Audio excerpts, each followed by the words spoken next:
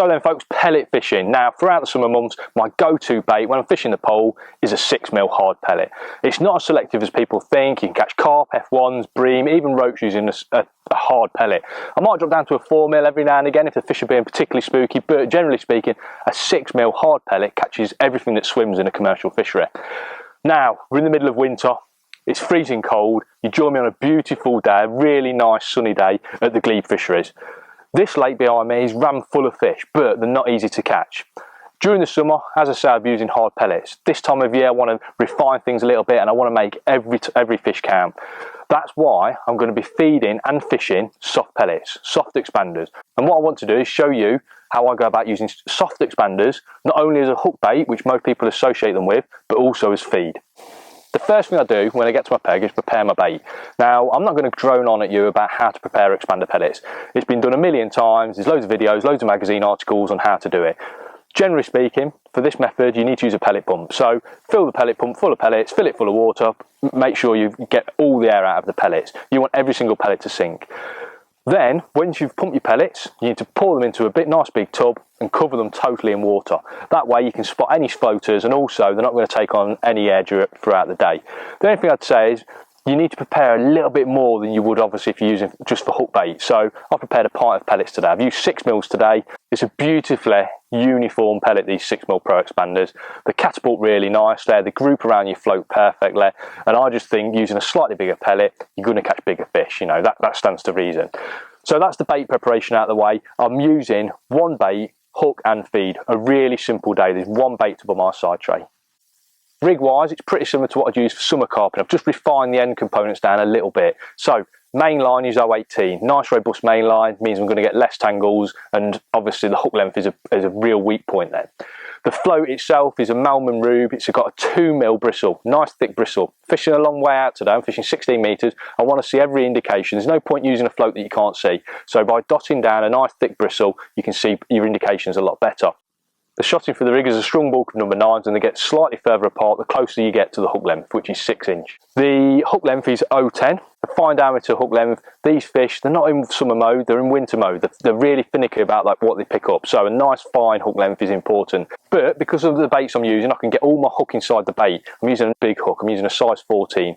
That way, hopefully I'm going to lose less fish and hopefully I'll hit more bites. The elastic is a pink shot core, soft elastic. Probably just a little bit on the soft side for summer carping, but for this time of year, it's a nice way of taking your time with your fish, and you're going to lessen the risk of pulling out a fish with that nice soft elastic as well.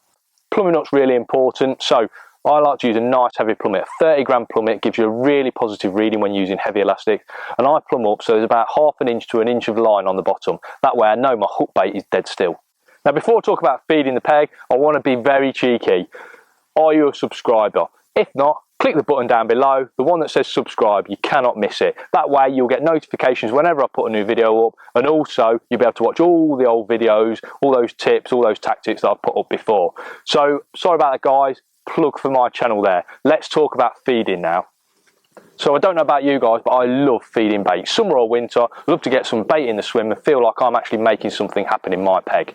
So today, started the session by feeding 2 pellets constantly. Every 30 seconds I've plopped in another 2 pellets. The beauty with these pellets, when they're soaked up, they're nice and heavy, they catapult out really accurately.